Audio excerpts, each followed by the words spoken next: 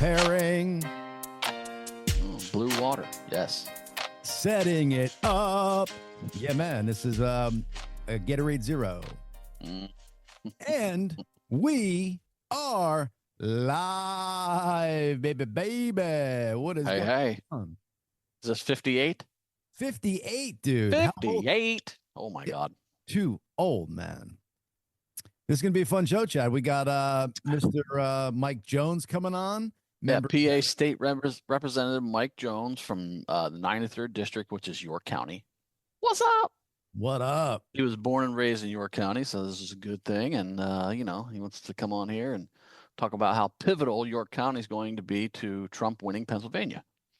And just to show everybody out there how naive I am, but maybe have a little bit here, he's a part of the House of Representatives, which I believe is a member of Congress, I think, part of the legislature. Pennsylvania State Congress, yes, correct. Yeah. So we're going to learn all about what that entails, what he has to do. But this dude is cool, man. From what I've seen, he was fighting for Pennsylvania to not close down all the businesses during COVID-19. Yep. So he was on the right side following the science rather than listening to momos. Right. The science has since proven that was a whole bunch of fucking horse shit. Yeah, man. But good for him for being ahead of the curve and like saying that stuff and trying to stand up for the people, because not many politicians have our backs nowadays. So it's nice to have exactly. Dude. And then he was helping to primary two people against the incumbents, Republicans, and because he wanted to. Because the two incumbents were okay with the COVID lockdowns, and so he helped these two primary against them, the incumbents, and they got pissed off and they tried to censure him for fucking, basically supporting other candidates than the incumbent. This is the Republican Party itself going after him. It's like, Jesus Christ, what the fuck? Yeah, man. Well, like we say all the time, Chad, it's not just the left that's bad, the right that's bad. It's the people that are on the sides that are bad. It just happens to be we have a lot of liberal people on the left side that's doing a lot of the horrible shit, but it goes across the board. And that's why we got to vote for the people, realize the ones that have our back, don't lie to us, and going to follow through with their promises. So, yep. Fucking rhinos. Fuck them. Somebody was commenting to us, saying that you guys only attack the left, blah, blah, blah. I'm like, no, dude, we might talk about the left more than often because they're the ones doing the most brazen shit right now. But we say it all the time that you got to drain the swamp. It's the entire form of it from right to left. Mm-hmm. This is true. Yeah. Just so happens that the left is really fucked up right now. Yeah, man. And it's like beyond. It's fucking insane. The shit that they stand for and they're doing is just wild, man. Well, the fact that we have another natural disaster about to hit Florida and they weren't able to, help the people in North Carolina yet this is scary, man. Well, then you got KJP, fucking Karine Jean-Pierre, going at like Ducey's asking her from Fox is asking her questions about, hey, why can funds immediately be available for Lebanon? 157 million. Right. But Congress has to come back into session and approve money for North Carolina. Why is that? And she's like, well, the whole premise of your question is misinformation. He's like, what the hell's what's misinformation about it? And she's, well, it's misinformation. They just say this and they never explain themselves. It's misinformation. Right.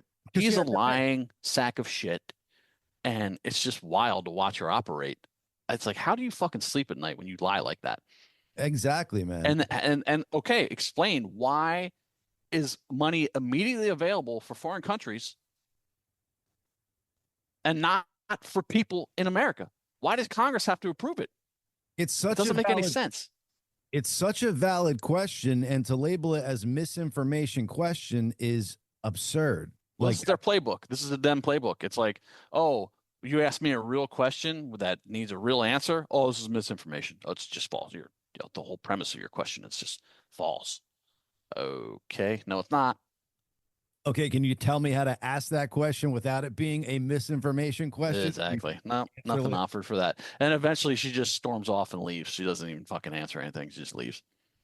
Sounds about right, but that should be telling to people. You know what is the things that should be telling You to would think it would be. You would think it would be.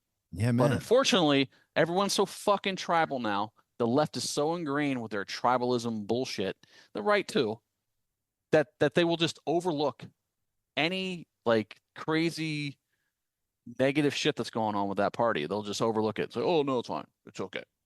They don't want it. They don't want to change the name to minor attractive people to help protect pedophiles. No, they don't want to do that. They don't. They're not trying constantly changing laws to lessen what happens to sex offenders. That they don't do that. Right. The left's not doing that. Those, They're not supporting laws that basically say, "Oh yeah, it's okay to fuck a kid. No problem. Go ahead. We won't do much to you." That's all coming from the left. And why? Why is that? Why? that Is Diddy a Democrat? well, is Diddy going to be naming Diddy, Oprah, all those motherfuckers are Democrats. They're all, and why? They're all fucking kids. It's crazy. Allegedly. Allegedly. Yeah, so check this out. I feel really bad for, just let me say this. I feel really bad for Justin Bieber because Usher, who got abused by Diddy, then finds Bieber and throws him to the wolf of fucking Diddy. Yeah. And that kid's all fucked up. I mean, it makes sense now why he's, you get fame, you get all that money when you're young, but it makes sense why he's so fucked up because he got basically probably molested and raped by fucking Diddy. 100%, man. Yeah, I mean, you're hitting that's a shame. It's completely a shame, dude. You hit the nail on the head with that, dude. But kind of touching on this, so Epstein, a victim of Epstein, said this about Bernie Sanders, dude. So I got to figure out the name, and Bobby, you could kind of maybe look this up as I'm going about it, but so nobody knew what I was going with here. Oh, and by the way, Elon on Tucker just said if Trump becomes president, the Epstein list is coming out. That's why they're fighting so hard. Yeah, baby, let's go. That list needs to be out. We need to know who these fuckers are. I hate when people are like, "Oh, Trump's on that list." I'm like, "No, it's not. No, if he was on that list, you'd fucking know. You would be out. No, 100%." So anyway, this victim that was being raped by somebody said that she witnessed Bernie Sanders. This is on Epstein's Island. Witnessed Bernie Sanders being held at gunpoint, forced down to rape a boy. Otherwise they would kill him. So like she witnessed this as she's being raped. And so this is how crazy that island gets, that they are forcing people at gunpoint to do this shit and have them on video, and then they own them by the balls. Like that shit might have happened to Diddy's too, for God's sakes. Right, dude. But you start hearing stuff like that, man. It's like, what the fuck, bro? So you're going to have people, when that list comes out eventually, you're going to have people in there that were, if that is true about Bernie, that were forced into doing this shit. Right. For blackmail purposes. Okay. That makes it way more fucking complicated. You want me to come on? Hold on one second, Bobby. Not yet with that. But because I want to get this out with that. You could write that in the chat, Bobby. This way you don't have to come in with a vocal. Because now you made me lose my train of thought. But so this is what I'm gonna say. Like, if that was happening, me as an individual, Chad, I don't care, gun to my head or not, my dick's not gonna be working to rape a little boy. Yeah, exactly. How would you even get aroused by that? Right. I mean, yeah. So it's like I don't understand how stuff like that happens. Like, or like what kind of drugs they were giving these people, or if that account is correct. Again, this is supposedly a victim on there. I saw it on Twitter, and she was on a podcast, speaking about it. But it's just crazy, man. That list needs to come out. They need to be looking into these people. Like the fact that all this went on and nobody, Epstein's dead over it. Ghislaine is in jail, but nobody that was on that island doing this shit is being brought up on charges or. That's what Elon said on Tucker. He prefaced this whole argument by saying, or this whole discussion by saying, there's still 500 or 600 people in jail for January 6th. That horse shit. And nobody on the Epstein list is arrested. Nobody. Not fucking one of them. It's crazy, man. It's like, what does it take to, for them to, why are people not up in arms about this? Well, because most of it's, I guarantee you, when that list comes out, it's all going to be mostly fucking Democrats. It's going to be fucking 95% Democrats, and mainstream media doesn't want to cover it because they don't want to fuck up their whole deal. And oh, and James O'Keefe just did it undercover with one of the lead producers at MSNBC, I believe. Okay. And he says in the video, we are in lockstep with the Democrat Party. We are basically an extended arm of the Democrat Party. This is the fucking producer admitting it on camera. Now we know this just from observing it, but to Right. have an executive producer at MSNBC saying this on camera, there's no objective journalism right No. there. It's out the fucking window. And the fact You are being fed propaganda constantly every day by that network, CNN, ABC, NBC, MSNBC, and probably a little bit on Fox too. Let's not get crazy. Yeah. Oh yeah, for sure. Propaganda. Like I said, I think Fox is the most balanced. Again, they lean very far right and stuff like that. But at least they report on stuff and they'll give, their opinion. They'll let you know it's their opinion, but they're reporting shit. Yeah. Which but you have the media is controlled by the Democrat Party. Yeah. I mean, the fact that North Carolina's in and out of the news cycle, they're not even talking about FEMA not being there and helping them out. The fact that the first and second attempt on President Trump's lives are in and out of the news cycle so quick and, not being spoken about is crazy, man. It's crazy. Well, not even that. FEMA might be there, but they're not getting the supplies to people, and they're not allowing people to fucking help, like people with private helicopters, like that Greg Biffle guy that Bill knows. Like, he's flying helicopters in there to try to help people, and FEMA's cutting off fuel supply. Like, no, get the fuck out of here. Right. Why? Right. And like you were saying, I think before the show started, how does the federal government have money to just send overseas without calling, Congress into session and all that stuff, but they can't send money to us Americans for a natural disaster? We can send hundreds of millions, billions of dollars to all these countries overseas without any fucking oversight, without just the president says, hey, we're sending $1 billion, $8 billion. But then something happens in America and FEMA's out of money because they spend it all on illegals, and they deny that. Like, we don't fucking know. And they say that's a lie, which it is not. And then there's no money for, a natural disaster in Americans. Okay. I mean, it's America last. That's what this administration and this government, for that matter, is all about. America last. They don't give a fuck about you. Wake up. Well, you know what it is though, Chad. So it's like, but they start to realize that they're still being voted in. So it's like they realize, like, it doesn't matter. Like, if the people themselves aren't going to wake up and stand for themselves and vote people out and all that stuff, it's like, why should they change their ways? Yeah. All these negative things happen, and either the news doesn't report about it, so people don't know about it, or they know about it, but then they get pulled in by their bullshit local ads and whatever they're saying to them. They're just the lies that they spew to them, and they go, oh, I guess I got to vote for them because, Trump's bad. Yeah. Yeah. Republicans are racist. Okay. Yeah. Got it. I just had more faith in humanity, I guess, dude. You know what I'm saying? Like, I had more faith in the American people, just people in general. Like, I don't know. It's just, it doesn't make sense in my brain. You know what I'm saying? I agree. I totally agree. And then when you talk to people about it and they'll say, well, but this has happened, blah, blah, blah, and then you refute it, show them evidence on how. But he's a felon. Right. Shut the fuck up. They just hop on to the next talking point without, realizing, like, oh, okay, well, he actually explained this properly and gave me an answer. They hop on to the next try to gotcha question to make, it just makes no sense, man. And it's like the average American citizen is hurting. You're going to the grocery store, milk is up, all products are up. Right. And then they just lie about that too. The Democrats, inflation's only 3% this year. No. It's 25% since you took over. Right. Yeah, but I guess you could just lie and do that, and it's supposed to be okay because nobody's looking for follow-ups or holding people accountable. I guess that's really what it Well, is. there's no, like I said earlier, there's no real journalism. There's no fucking real journalism. Yeah. Mike said he's trying to get on the house computer. If it blocks me, he'll get on his phone. Okay. Yeah, no worries. He sent an email. So guest might be on a little bit late. You know how we try to get the guests on around 1:15, but that's the beauty of the live show. Gracious audience out there.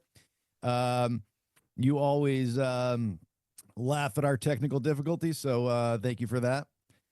I'm going to ask Mike if Democrats in Pennsylvania are trying to lessen child predator fucking laws. Yeah. Like, Well, dude, that right there should be enough to get people not only thrown out of office, but thrown in jail. I agree. Yeah. And people keep voting for it. I'm just like, why? Maybe you don't have kids, or maybe you do have kids, but why the fuck are you voting for a party that's trying to make pedophilia normal? Right. I don't And why are they trying to do that? Yeah. I mean, maybe they don't have kids. I don't give a fuck, dude. I don't have kids, and I know that shit's not kosher or cool. Yeah. You know? Yep. It's wild. It is wild, man. And for a long time, I was chalking it up to, people being, because I guess they say ignorance is bliss and all that stuff. But at some point, your ignorance becomes compliance, and like you need to step it up because you're part of the problem. You know what I'm saying? Like, you can no longer be like, oh, well, I'm not really paying attention, and this is what I've heard. I read the headline. No, it's serious enough now to where you actually got to start digging in and doing due diligence, because it's clear we're going in a direction that is not palpable and good for all. Exactly. Like, what are you waiting for? You're waiting for your kid to be raped by some guy, and then he gets a shit sentence because the Democrats pass all these laws saying, oh, no, we're just lessen the penalties for this. It's fine. Right. 6 months, he raped your son. Go ahead, and he's 6 months in jail. It's no problem. Clicking Mike in, dude. He's here. You're going to get more vigilantism, I think, going on. Well, yeah, but that's what I'm saying. What are they waiting for? World War III to happen? They're waiting for their fucking neighbors' kids to get raped? Like, what are they waiting on here? I don't know. Whatever it is, it's no bueno. There he is. Hello. How are you? I'm doing well, Chad. Thanks for having me. I apologize for the. Oh, no worries. Oh, you muted. Can't hear you. We heard you for a bit. Yeah. All right. There we go. There we are. Yes, sir. Well, got a little technical difficulty. Had to switch to the phone, but we got it working now. Oh, good. Well, hey, we appreciate you coming on here. This is a great honor for us. You're our first official politician, and we're excited about that. And I am honored. I think this is your 58th show. 58th, yes. Last week was Heinz 57. Yeah, I watched a little bit of that. I had to get up to speed. Yes. Mike, well, if you keep the expectations low, I hopefully won't disappoint you. But anyway, keep working your way up the political ladder here. Mike, we were just going to kind of go over some of your stuff before you came on the show, and you've been on the right side of the coin for a bit now, dude. You're talking about term limits for politicians. You were during the COVID-19 lockdowns, you wanted businesses to stay open and stuff like that. You had the foresight to realize all that stuff and maybe follow scientists and people that were reporting stuff that made sense to you and made sense, economically and for the people and stuff like that. So I want to applaud you for doing that, because we have so many people elected in the office that aren't, that do not have the American people's backs in their, in the forefront. And it seems like you do, dude. So we want to applaud you and say thank you, and re-elect Mr. Jones coming up. Well, yeah, thank you very much. It's frustrating up here in Harrisburg trying to actually get bills passed into law, and that's not always a bad thing, especially with the Democrats in control. But because it's hard to undo a bad bill, but that part's been frustrating. But yeah, the thing I am most proud of is what you touched on, what we did during the tyrannical, un-American, unconstitutional lockdowns. We did something here in York County that I certainly wasn't alone, but I was the one spearheading it politically. We called it Reopen York. And to your point, about 2 months or so into COVID, it became pretty apparent that these were just bureaucrats up here literally making things up as they were going along. We had a governor hiding in his basement, Governor Wolf at the time. And it became apparent that we were doing, not only was it totally unconstitutional from a freedom and liberty perspective, so that's first and foremost, telling businesses who can and can't open, who's essential and non-essential, telling people they can or can't. I ran into an elderly woman at the time who just wanted to visit her husband at the graveyard and was afraid she wouldn't be able to do that. So it was totally un-American, but we also realized that we were destroying more lives than we were ever going to save.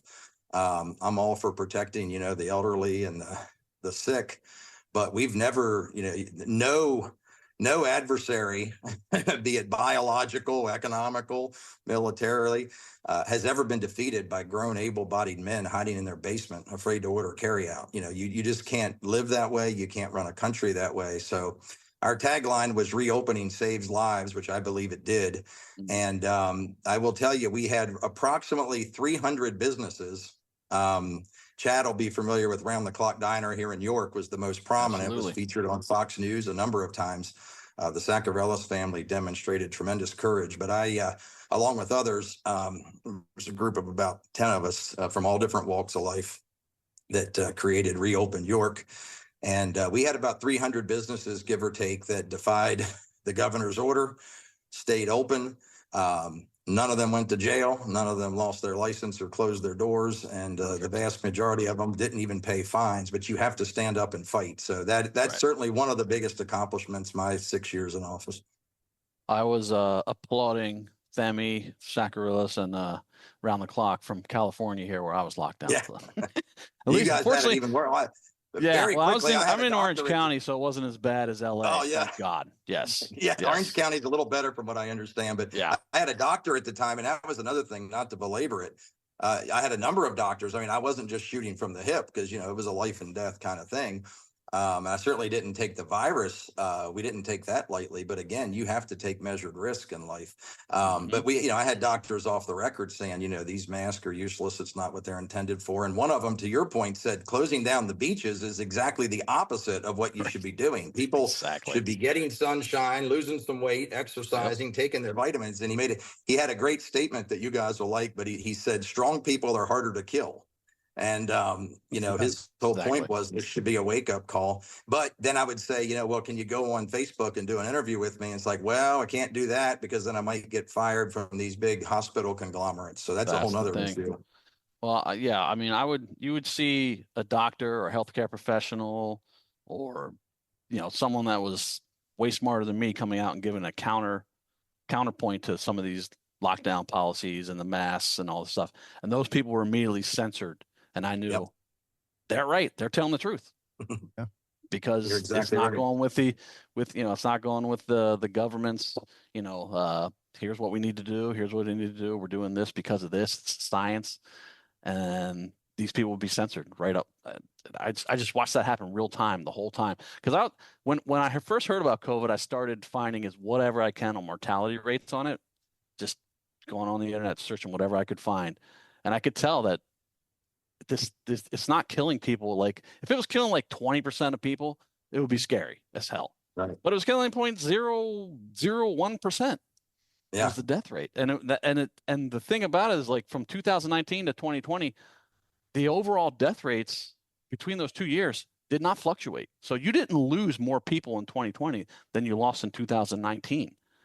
It was all comorbidities and people that were going to die anyway, unfortunately. So it was just wild to watch. It's crazy. Yeah, a lot of it sorry to interrupt you, Jay. For your viewers, you're familiar again, being, we're both from York, which, as I'm sure you've told people, about an hour north of Baltimore. But right to our east is Lancaster County, famous for the Pennsylvania Dutch or the Amish. Right. We have a good many Amish in the southern part of York County now as well. But where that's relevant, and we had some Senate hearings. I'm in the House, but there was a couple of the senators, and they invited me over. And it was Oh, geez, everybody now I know his name almost like my own. But anyways, there's a prominent doctor, just brilliant, and a couple others. And the point being that this Amish community, and I actually at the time had visited an Amish leader in his home, and he was making the point at the time. He said, you know, to keep the point being, this is an isolated community, probably 30, 40,000 people. To my knowledge, virtually none of whom wore masks, virtually none of whom were vaccinated.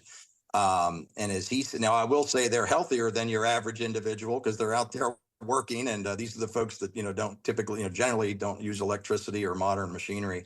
And they're eating the food they produce, not getting correct. And it's healthy crappy. food. I saw you guys talking about that last week, and amen to that. But the point was, I'm told it was virtually impossible to find anybody in the Amish community that had died from COVID. There were one or two that may have or who may have died with COVID, to your point, two different things.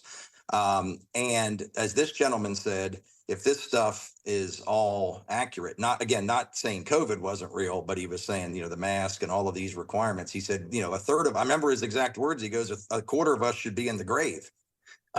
Because they went about their business. The other thing, I don't know if you guys have delved into, and I don't claim to be an expert on it, but you look at all of the vaccines that we are pumping into kids at a very young age. I know this well. I'm not necessarily in the extremists. There's some people that are in the totally anti-vax camp. I'm not smart enough to have a strong opinion on the specifics, but if you look at the list, I could send it to you if you're interested, but it's like 1960 or 80, I forget what it was. The list of childhood vaccines is like this. 20 years later, it's like this.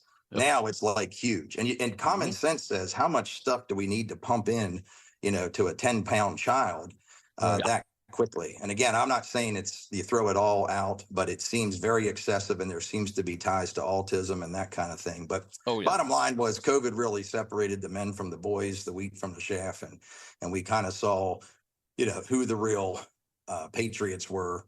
Right. And who was willing to actually fight for freedom and liberty. And unfortunately, it was a disappointingly low number, but they were out there, and I met a lot of great people through that I never would have met otherwise. Yeah, and by the way, back to I'm very, very familiar with childhood vaccines. My ex and I were on top of that when we had our son back in 2009, and all over that. I mean, baby comes out of the womb, they want to pump him with a hepatitis B vaccine. That's sexually transmitted. It's sexually transmitted. At 6 months, they want to give them a hepatitis B vaccine. We were like, no. Chicken pox is another one. I think we all survived chicken pox pretty well. And measles too, for that matter. The quantities of it at such a small age. It's 79 now. It's 79 vaccines by the time they're 18. That includes flu vaccines, which I would never take. But yeah, it's nuts. It's nuts. It's so easy now to follow the data and use common sense and to try and to actually talk about these things. But at the time you were taking a stand on this, Mike, it wasn't so easy to do. So it's like, it's really refreshing to realize that we do have politicians that weren't afraid to do that and really put their credibility on the line to do the right thing for the people. It's insane that so many people didn't do that and wanted to just follow the narrative and not really follow common sense things that the data was showing. So it's like the fact that we do have people like you out there it feels good, because we see so many politicians that don't have the American people's backs and are just trying to fend for themselves and do what, is best for them and stuff like that. So really got to applaud you for handling the situation the way you did, man.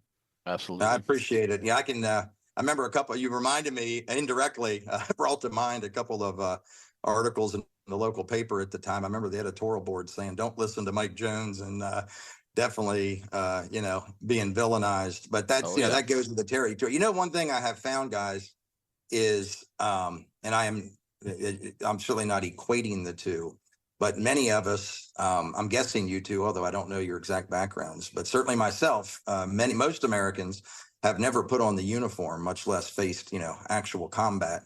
And obviously can't say enough about those that have. I'm 55 years old. I've lived a pretty charmed life as an American. People deal with, individual tragedies, but most of it most of us have had it pretty darn good. We've never really seen more, except for the aforementioned guys that have. We've never dealt with adverse poverty. We've been pretty pampered here. No real sacrifice. And what I concluded somewhere along the way back in a few years back was this is, and again, I'm not equating it to taking bullets. Let me be very clear, but Yep. This is, rather than wringing my hands and lamenting all of these things, this is an opportunity for me in my small way to actually fight for my country. And rather than, and I learned that it's kind of fun to fight. And especially for a guy like myself that hasn't actually fought in combat, it's like, let's quit complaining about it and look at it as a true honor and privilege to stand up and fight for our country in whatever way we can. We all have a voice. We've got, everybody has different strengths. In my case, I've got a big mouth, and just like you guys are doing with your podcast. And what I tell people is, look, we might win, we might lose, but I'm going to look myself in the eye and look myself in the mirror and look my kids and grandkids in the eye and let them know that I did everything I could. If we either won or we went down fighting, one or the other, but I can live with both. Yeah. I mean, that's just like you said, that's one of the reasons we started the podcast, to kind of give back in our little way. I did not serve. I have immense respect for the military, and I'm a big military fan. I love all the equipment and all the stuff. I know jets and ships and all that stuff. But anyway, we don't need to get into that. But yeah, I feel the same way. Like you're doing it on a different level with being a state representative. We started the podcast to do kind of, give back and let people know what's going on and try to open eyes, basically. Yeah. So it just, well, I appreciate you doing it. And it evolved into this because we realized so many people didn't have a voice and didn't have say during the time when we were trying to do this and stuff like that. And we were like, we got nothing to lose, but we could maybe raise some awareness and shed some light onto some of these things. So, trying to fight the good fight. But, for somebody like you that's in office and voted into, we were looking at your Wikipedia page, sir, and it seems like you at one point were on the Democratic side of things, and now you switched over to Republican somewhere along the line. Is that true? No, that is not accurate. That way, no, I've been a lifelong Republican. I've done a couple things, mainly on criminal justice reform, that have been bipartisan, working with a couple Democrat colleagues from Philadelphia. But no, I've been a pretty staunch conservative most of my life. I was in business most of my career, and so unfortunately, a lot of the issue with politics is, for many people, it's the best job they'll ever have, and they're protecting the job rather than doing the job. And that was never how it was intended, and especially here in Pennsylvania, the Keystone State with Ben Franklin and, who's the guy I'm trying to think of? Who was the one that fought slavery in the Lincoln movie? In any event, it'll come to Thaddeus Stevens and so many great Americans. It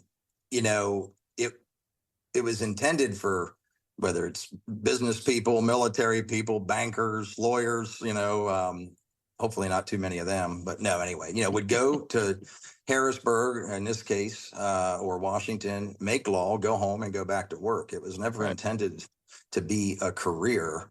And that's part of the problem, is a lot of people believe the right things. Some of them aren't quite as conservative as they advertise, but a lot of them, the problem I've seen, I don't mind people who disagree with me. Sure. I'm staunchly pro-life. My wife and I adopted 4 children, but there's room under the Republican tent for pro-choice. It's a big tent, as Reagan said. I may not agree with you on everything. I might not write you a check, but we need to be a big tent. By the way, we need to do a much better job, and I think we're making inroads, thanks in large part to Trump, with the Black and Latino communities, many of whom are Republican and don't realize it. But the point is, what irritates me is not that people don't agree with me. I think the problem is, we've lost the art of cordial but sometimes tense, fierce, and intense debate. It's not about agreeing. You want to it's being able to disagree passionately but civilly. And also what's really irritating is a lot of these folks believe the right things, but they lack the courage of their conviction to act upon it. COVID was a great example of that. Sure. Hey, that's great stuff you're doing. We agree. You want to come join me? Well, no, I don't think we want to do that. And you see that certain bills and so forth, they believe one thing and vote another, or just don't even put it up for a vote. They like to avoid tough votes and that sort of thing because it's about reelection. Well, now and now you have the Democrats basically doing lawfare on their opponents. I mean, they did it famously to Trump on a grand scale, but they're doing it to the everyday guy too, the person that shows up to the school board meeting and they're being labeled as domestic terrorists because they don't agree with the freaking school board. It's like, what's going on in this country? I mean, it's happening on a local level too, the lawfare. I mean, I know a gentleman that's being unfairly prosecuted for a bunch of bullshit. Yeah. And it's literally lawfare it's just wild to watch how the justice, especially the U.S. Justice Department now goes after any political enemies. It is friggin' nuts. They're doing raids on Catholic priests' friggin' houses with guns, and because they did a sit-in at an abortion clinic. Like, what is going on? Is that happening? Like to your point on kind of the state level in Pennsylvania? Have you noticed any of that? There's certainly some examples of that. I mean, you're correct. I mean, this is no longer Republican and Democrat who are, good American loving people who just disagree on some things. Right. These, in many cases on the left, are socialist. They're not Democrats. And actually, many of the reasonable Democrats have been pushed out in primaries by socialists. They're not worried about general elections in some of these areas, but they're being attacked from the left. It's mind-boggling to me how you can look at what, in my mind, and I've been blessed, not to the extent you did, Chad, but I was blessed through business to travel, significant amount of international travel around the world. Sure. And even some of the best countries in the world, there is no close second to America, Nope. And it's the greatest, and why you want to change it. I'm not talking about improving or evolving, we want to mimic countries who are inferior to us, systems that are inferior. I mean, it's crazy. And what you see, so to your point, you certainly see that in some of the bigger Democrat controlled cities. We've got a district attorney over in Philadelphia. We tried to impeach him, who just chooses not to enforce many of the laws. To your point, crazy. There's all kinds between the media and weaponizing the legal system, and attorney generals, deciding who they're going to prosecute and not. They have total disregard for the Constitution. It's all about clinging to power. They totally violated the Constitution. Here we have our big problem here is the state Supreme Court. So through redistricting, we went from 113 to 90 majority down to a 1-seat minority in the House, almost exclusively based on how they drew the maps, which any reasonable individual would see was a blatant violation of the state constitution, how they drew those maps. So there's another example. It's the ends justify the means. Chad, if the Constitution is helpful for them, they'll use it. If not, they will ignore it. Legislating from the bench is one of the single biggest threats to our republic that few people talk about. And lastly, here on a state scale, we should be an economic powerhouse. Pennsylvania exports far more energy than we produce. Well, we might have potholes, but we have a lot of roads. We have fantastic. I used to be in the supply chain world, the company I ran. We have great logistics. We're located near a huge population centers.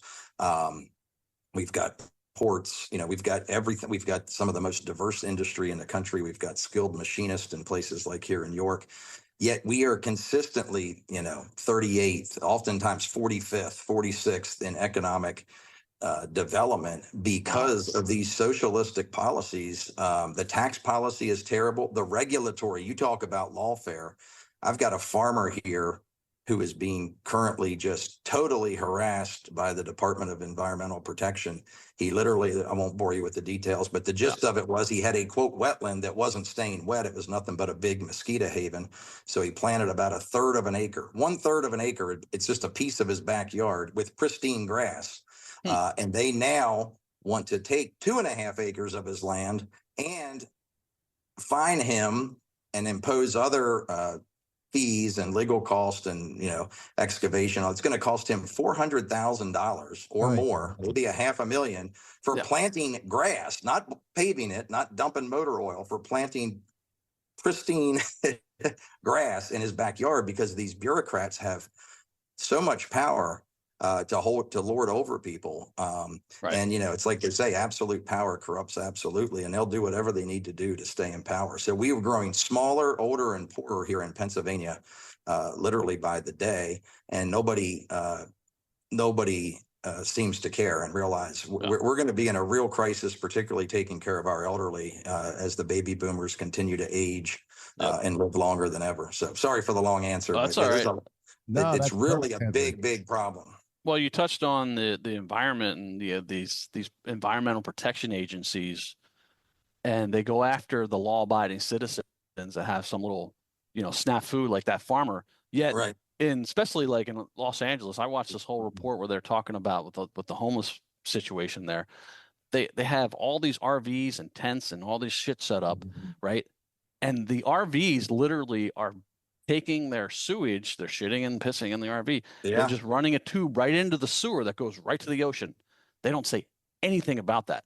If a company or a law-abiding citizen, like farmers, for instance, for runoff, they'll go after them, but they won't go after these homeless people and clean this up, where they're letting raw sewage go right into the pristine ocean in California, where they're all about the environment and climate change and all these crazy things, but like you'll just let the homeless people just shit into the ocean, but there's no problem. Don't worry about it.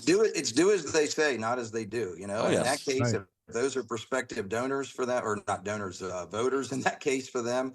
Another great example. I just did a really fascinating tour a few days ago of the, I don't even know what you would call it. It's kind of like an independent entity. It's not a private business per se, but it manages the whole power grid here in the Northeast, which in and of itself, you guys would find that fascinating. But, a lot of these, think about this, the cost of energy, most of these people that are yelling for green energy, much of which cannot compete. It's one thing if it was competitive, now nuclear is green, but I'm talking wind, which is pretty much a joke. And solar is not a whole lot better. Who is it that wants this clean air? It's not poor people. It's the wealthy elites, most of whom don't have to deal with any of this in their backyard. You talk about putting windmills like they did a number of years ago in Martha's Vineyard, or a bunch of solar panels, in somebody's, that's going to interrupt their view. Oh, well, that's a different story, right? Then they've got a problem with it. The same thing with energy cost, and I was thinking just the other day, between most poor people are, for all intents and purposes, confined to about a 30-40 mile radius of their home. Yes, they could spring for a vacation, once a year.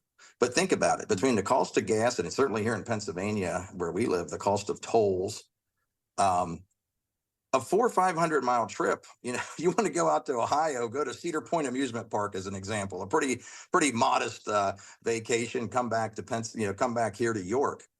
You're going to spend many hundreds of dollars between gas and tolls on that trip. It's poor people that pay the price for some of these kind of feel-good initiatives. If gas goes up 50 cents a gallon on guys like us, we don't like it, but it's not the end of the world.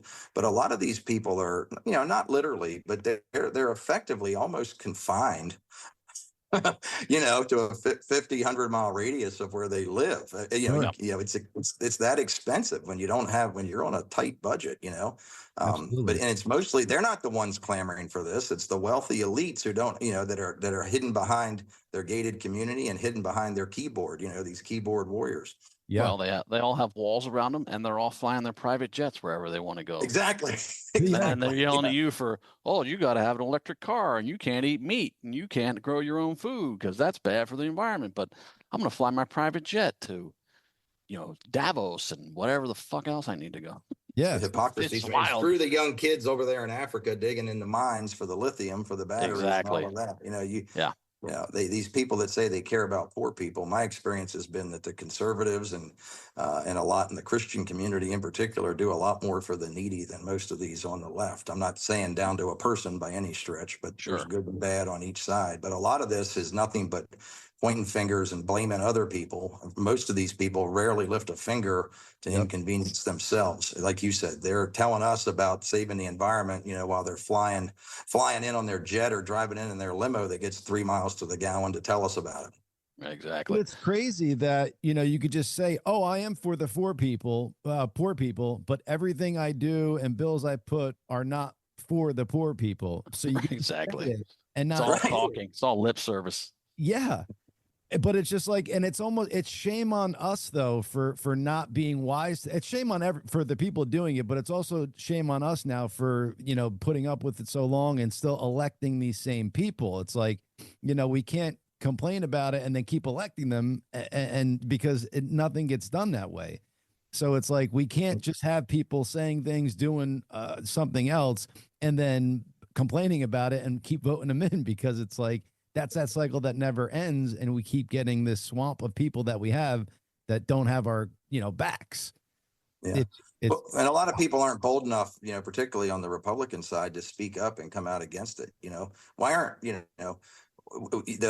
the Democrats take the black vote and to a large extent the Hispanic vote for granted, but we ignore them many times. Don't ignore it. We have a winning message, but you got to deliver that message. You got to be bold, Right. And that's a lot of the reason Trump is making some inroads there. Is I wish he would push it even harder than he did. But it used to be most Republican candidates for president would go give one feel good speech down to the NAACP, kid glove them, and nobody's going to vote for him. Trump, right. If you remember, was that 6-8 years ago, said, what do you have to lose? And he actually has gone, I think he should go after it even stronger and call them out for a lot of this hypocrisy. But he doesn't always deliver it as gracefully as some might want him to, but he talks to real people and he's produced real results. And I think I pray that people are starting to see through it, because if we lose this election, I don't see how see how we survive much longer. Elon was just on Tucker talking about that. If we lose this election, they're going to naturalize all those millions and millions and millions of friggin' people they left in over the border with the border czar.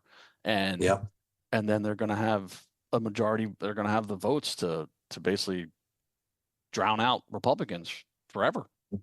Yeah. Well, and they just keep buying votes. When you got 50-some% almost, when you get to a point, you got 50% or more that are relying on the government through various welfare programs. And I use that. And there's plenty of corporate welfare that needs to end too. And I'm not talking about helping the poorest of the poor and the weakest of the. We're wealthy enough. We help the people that need it, but they're buying votes. I mean, when your national debt equals your GDP and you're talking about, well, let's just give people $25,000 to buy a home, or let's pay off their college debt. Right. Where does that money by definition doesn't exist? All you can do is print it. Right. But it's literally buying votes with money that we don't have. But again, it's all about retaining power. Yeah, and then in Biden's case, he just keeps saying they're going to pay for these student debts, but in the Supreme Court, I think it was twice now, they've ruled against it and said that's illegal. Yeah, can't do that, and he just ignores it. Yeah, and then it's like wild to watch the Democrats just ignore the Supreme Court, and they're like, yeah, we got to pack the Supreme Court, we got to put more people in. It's like it's just mind-boggling to watch them. It's a great example. It's just like the Constitution. I mean, like I said earlier, if it doesn't say what they want it to say, they ignore it. They can't win elections here in Pennsylvania, so they redraw the maps. And it's the ends justify the means. And your point on the Supreme Court is a great example. I'm dumbfounded by that. To your point, well, we're just going to ignore what they said. I mean, if the Republicans did insane. that, if Trump's, for instance, did that, just ignore the Supreme Court, you would never hear the freaking end of it in the MSM. They were covered ad nauseum. He's defying the Supreme Court. He's a dictator. Blah blah blah. That's all you would hear. But Biden does it, no problem.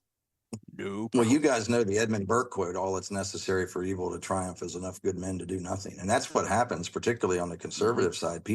We're not going to lose our nation because the other side has a winning message or that they're stronger than we are.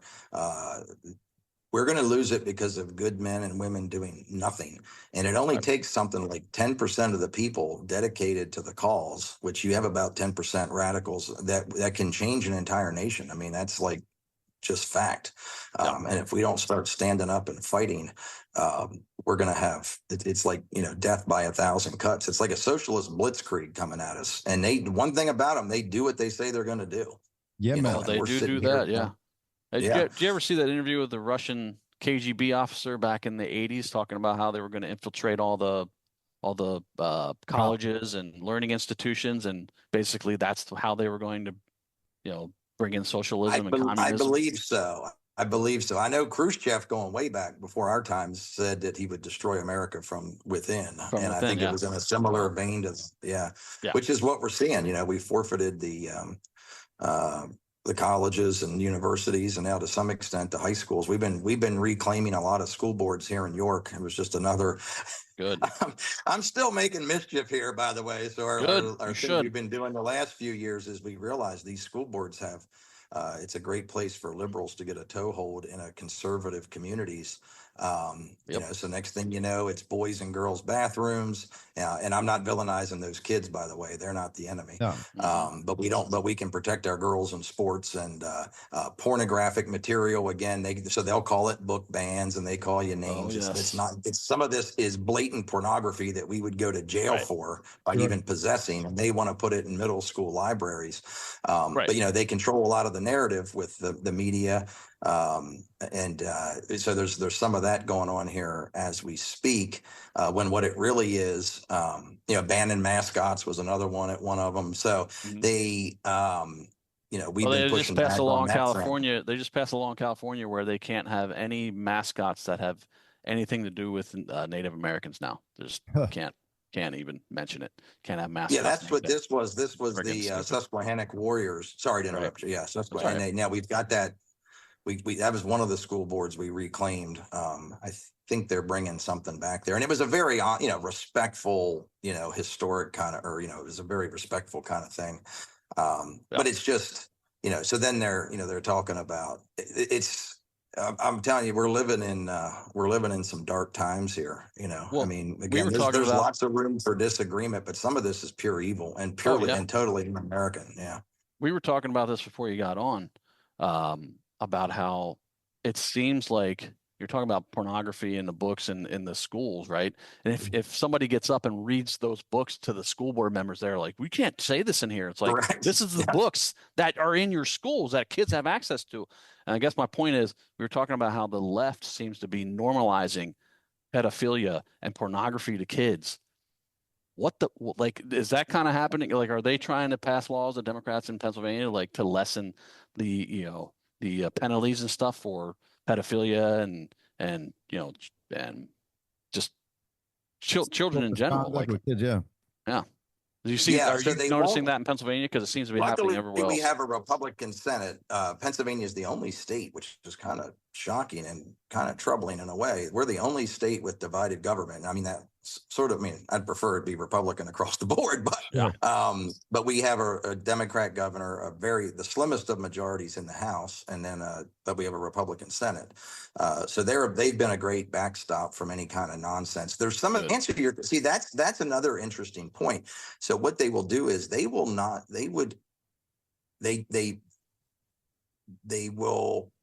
come out. They're savvy enough to not run a bill that says, let's allow all pornographic material in schools. Mm-hmm. So what they'll do is they'll put it under the guise of LGBT or trans that we're protecting people. Mm-hmm. But what it is it's an enabler for this. So then when we vote against it and speak out against it, we had a bill here, House Bill 300. Then we're the bigots. Yep. So it's not. Look, nobody wants LGBT or trans kids being beat up or bullied or discriminated against. I mean, I'll go to the mat for that. I'd rather take a beating myself than see that happen to a child. Absolutely. But that's not what it is. You're talking about irreversible. anything from hormone treatments to irreversible surgeries on minor children when the human brain isn't even fully developed until 25, 26 years old. So this is child abuse. It is perverse, is what it is. But there again, people, what we need to be doing is calling it out as such on our end, rather than sitting here saying, well, we're not bigots. Screw it. You call me whatever name you want. You're a freaking pervert is what you are. Yeah, man. You're a child abuser. And You know, damaging that's children. what this is. Yeah. That's what this is. And you know, but we don't have enough people bold enough to stand up and say it. We're constantly on defense as conservatives, and we need to go on the offense and call this out for what it is. But that's the tactic they will use. And if you can't handle being called a name, any grown man in general, shame on you. I can't stand a mentally weak man. I'm not talking physically. I'm not that strong myself, but I cannot stand it, and much less an elected official or business person or whatever that has been so blessed, you know, to not have the courage to stand up and speak, especially the older we get. What do we have to lose? You know what I mean? Oh, yeah. Like I said earlier, Mike, let's start fighting for something. We never had to take a bullet. You know? The United States is the outlier now on the childhood trans thing too. Like they're, you know, all the other countries that were on that for a little while have now seemed to ban doing anything for, you know, any permanent damage to kids when they want to become trans. It's like, be a trans kid. When you turn 18, then you can have, if you want to get surgeries and permanently alter yourself, go ahead, do that. But before that, no. Right. Mike, I got a quick question, man. Did you realize what an uphill battle you had to fight going into politics? Like, did you realize what this was going to entail when you signed up for this? I'll try to give you the quick. So I had left. I was worked at and was president of a great company there in it was called St. Ange Company in York, Pennsylvania, and they've continued to flourish without me. But it was a company I never should have been hired at in the first place. Way back in '94, I ended up becoming president of when I was about 36, and did that for 11 years. And then retired from there in 17. My partners decided my run had been long enough. But I went home and told my wife at the time, I said, well, it looks like we're going to have a lot more time to spend together, because I used to, you know, work long hours and travel. To which she said, yeah, I guess. So her utter lack of enthusiasm at the prospect of spending more time with me told me I got to get some kind of a job. But very quickly, what happened was I attended a political event for a guy from York County named Scott Wagner, another great American who was running for governor at the time. He had been, you would know. So he had been he's a very successful business guy, whole nother echelon above what I accomplished. But in any event, Scott was a state senator, the only state senator in history in Pennsylvania to win as a write-in, which was a whole nother interesting story 4 years prior. But he decided to run for governor. So he gave up his state Senate seat. My predecessor, a lady named Kristen Phillips Hill, ran for his Senate seat, and she's still in the Senate doing a great job. And that freed up her rep seat. And I, at the time, in parallel to that, I went to an event. We're both in the same business group, Scott and I. He hosted an event at the Capitol, and he had a gentleman speak who had been up here 30 years. And I referenced this line earlier, but he said, you need to realize, for the vast majority of people up here, not saying they're not smart or that they're not hardworking. I mean, some more than others, of course. But he said, for the vast majority of people up here, this is the best job they'll ever have. And we need more guys like Scott Wagner that don't need to be here, meaning business people that don't need the job.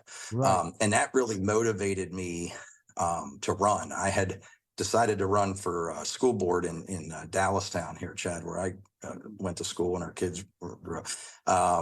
So I was on school board at the time just because they kind of had an opening and somebody asked me to do it. So I actually served in both capacities. I then won the state rep race, served in both capacities for about a year, and then I stepped off the school board. And so it's been frustrating at times. I went from leading a group of 120 people to being low man on the poll in a group of about 110 called the Republican Caucus. So it was certainly humbling, but it's frustrating because it's just so hard to get meaningful things done. And not everything from business translates, but leadership is kind of leadership, and good policy. Sometimes it's so self-evident, particularly on, like we were talking earlier, tax and regulatory policy that's crippling our small businesses. So that's been frustrating. The part that has been rewarding was like we talked about earlier, reopen and other efforts, some of these things we've been doing with school boards and other things where I can use the platform and work more in an executive type role, albeit on a small local scale, where it does give me a voice that I've been blessed to be able to use. You know, God's put me in a position where I try not to be, I'm passionate and opinionated. I try to be courageous. But I also try not to be arrogant. and you know, I recognize I don't, there's a lot of things I don't know. I try to encourage people to critique me. You don't get better by people just telling you what you want to hear. So it really is, especially when you step foot in the beautiful Capitol building up here, it really is kind of, it is an honor, not elevating politicians, but like in this case, just the whole history of Pennsylvania and how, you know, critical it was, and again, at a smaller level, but being able to serve, you know, the greatest country in the world, and it is an honor representing, in my case, you know, over 60-some thousand people. Rock on. We appreciate you. We absolutely do. Are you starting to, because I mean, I think we're starting to realize though, businessmen are some of the best politicians. Like if you could run a successful business, it probably translate over into government as well. Because you can't run, like you were saying earlier, the budget on a deficit and expect to make money and all that jazz. So a lot of the, I guess, ideas that go into business and running a successful one kind of do go into being a politician and running the government. You see that with President Trump. I mean, a very successful businessman, and then happened to be one of the best leaders of the free world. In my mind. Yeah, I mean, you look at what he did. I mean, I will tell you, I have learned there is a place for some lawyers, for example, some legal minds that, you know, in my case, I love to learn, but I'm not a voracious reader. Okay, so I'm not going to be the one that reads through 30 pages of every given bill and, you know, sort of validates the constitutionality of some of these. So I've seen, you know, where there's value there. There's value in having some policy wonks that really dig into a lot of this, some accountant types. But what I'm not a fan, personally, I would probably raise the age to run for office up to more like 35 instead of 21 that we have here, because a lot of that's kind of outdated when life expectancies were a lot shorter. But I like people that at least have had some meaningful life experience. I think business translates better than the rest, but certainly some military experience is good to have up here. People that have farmed, which they are the epitome of business people, to be clear. Women that have raised, one or two of my colleagues have raised 8 children. There's a lot to be learned from them. Okay. So I do like a mix, but I will say that business translates probably better than any other thing. And if you look at Trump, I never thought we would see Reagan's equal. I just loved Ronald Reagan. Trump in 4 years with his own party working against him and being totally out of his element is the best president of my lifetime. And I am just, I'm in awe. I wish he could temper him with 20 or 30% Reagan, then you'd have probably the perfect, if he was a little more presidential at times. But he is, what he accomplished in 4 years, he is undeterred is the word that I use. And that's what I've been so motivated by him. He is literally undeterred, no matter what's said about him, what happens to him. You know, trying to take his life. It is remarkable. And it shows you what leadership really looks like and can accomplish, even if it's not always as graceful as we might like. When you're undeterred and courageous and committed, you can get a lot of stuff done. Well, maybe you don't 100%. raise the age from 21 to 35, but maybe you have some sort of competency test or something. Yeah. You know, there could be brilliant 21-year-olds that could handle the job, but I mean, and then there could be people age 35 that, you know, have the life experience, but they're just not competent upstairs. So it's like, there's got to be some way to, you know, prove that you could actually handle this job. And, you know, well, that would be even better yet. And to be clear, I learned from young people. I had young people managing my campaigns. It's not a knock on young people. I just think and maybe I'm just getting old, but I can get advice from anybody, is how I put it. But when I seek counsel, it is typically from older, successful men that I can. And you're 100% correct. It's more about the individual. We've got some exceptional young legislators, but I do think there's just a lot for having some life experience, not just academic. For sure. The other thing is, at that age, they can easily be manipulated up here. You know, you all of a sudden you're called the honorable this, the honorable that. You got a parking space, you got a couple offices, you got 3 or 4 staff. You think and you can just hang around for 10 or 12 years and wait to become a chairman of a committee. Right. You know, so I sort of prefer people a little bit older that are coming up here more as with a service mindset than a career. But to your point, there's plenty of young, great legislators for sure. And to your point earlier, term limits would help to nullify a lot of this. You get 6, 8 years, whatever it is, and then you're done. Yeah. You got to bring in someone else. You'll get a kick out of this. My freshman year, I was only been in office. There was another guy, he kind of beat me to the punch. So we collaborated on another freshman, younger guy, Andrew Lewis. We were only up here a month, maybe 2, and we introduced the term limits bill right out of the gate. Nice. That must have been unpopular. And I think there's some great, yeah. So I agree completely. You know, again, it should not be a career. I'm going to take another bite at that apple. It's an uphill battle, but there's a little twist I want to put on it that might help us get some votes on it. I was going to say, like, how do you have to have the body that does not have term limits vote for term limits? You know, it's like, how do you? Yeah. Well, that's one reason, Chad, there's a big push for this Constitution of States, which or Convention of States. Convention of States. Yeah, I was going to bring that up too about that. That's on a federal torn level, on that. Yeah. The risk there. Okay, so the good news is if it's as advertised, their scope is limited to Balanced Budget Act and term limits, both of which you can imagine I would strongly support. Yeah. The problem is, A, it assumes that you're going to get good delegates going to it who sort of vote the right way, and B, the big single push against it is that it could somehow open the gate to revisiting the Second Amendment. And while there's lots of assurances that wouldn't happen, that's a risk that many of us are really reluctant to take. So I really am torn on it because I end a lot of these, one of the takeaways on a lot of the conversations like we're having here is never, ever, ever give up your guns. Right. Yes. And that is the amendment, as you guys know, that guarantees all the others. So my take on term limits, we did some of this with the bill we tried. One is you're going to have to grandfather the people that are already in office. Now, we would be subject to it, but the clock wouldn't start ticking until the bill passes. So that's one thing you do. Otherwise, it's totally dead on arrival. The big one that we haven't really tried that I want to do, and we had some other things, another argument is, well, people should be able to vote for who they want. So we had it that if you step down for a term or you lost an election, then you could run again and reset the clock. The reality is very, very few people. That would break the cycle of incumbency because incumbents have a lot of advantages on fundraising and like getting bills passed. So it would break that cycle, and it's very difficult to actually lose or step away and come back.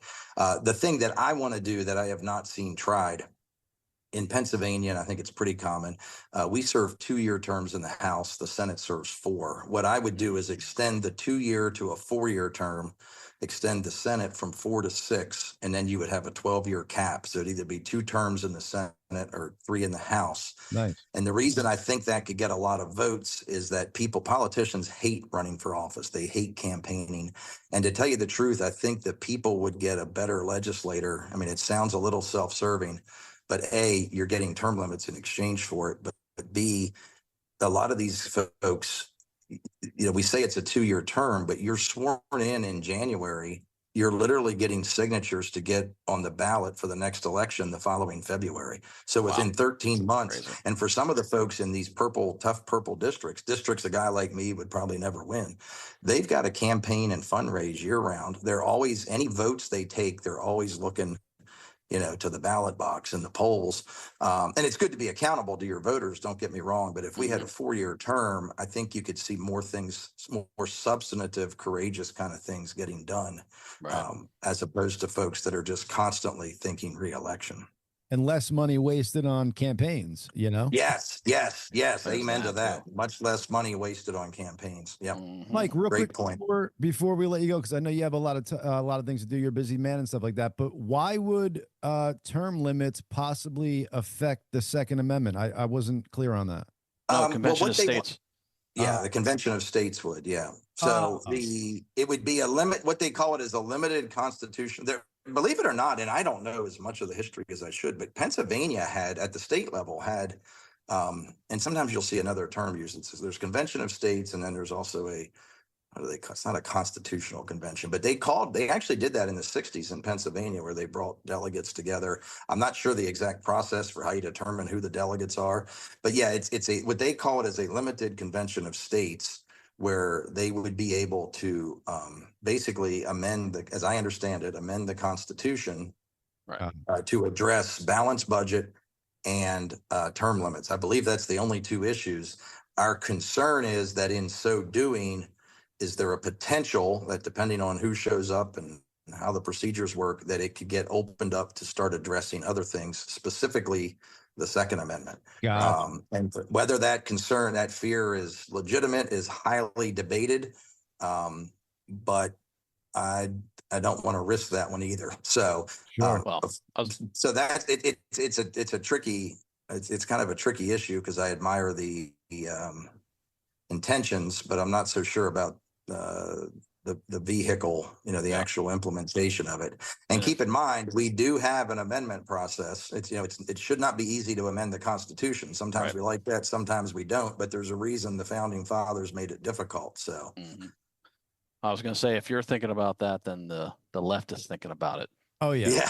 Sure. The Second Amendment. I mean, yes. That's the funny thing is it does sort of work under the premise that we're just going to have conservatives only showing up doing what conservatives want to do, and the left is going to somehow sit idly by and watch it happen. So that's where you get into the challenge. Gotcha. Mr. Jones, so do you want to direct people anywhere to go? Are you coming up for re-election this November? I am coming up for re-election. You can find me on Facebook at State Representative Mike Jones. I am sitting in the state capitol, so I cannot direct you to my fundraising efforts or anything like that. But you could, you can find my state representative pages there. I'm pretty easy to find. World's most boring name. I am up for election this year. Fortunately, I am unopposed in November. Next year, previous years have been different, and next time could be different. We've actually got a interesting candidate running here, Chad, in the city of York, a very unconventional Republican, relatively younger than me, young lady, a Latino lady, Jasmine Rivera, single mom, auto mechanic, small business owner, 3 children.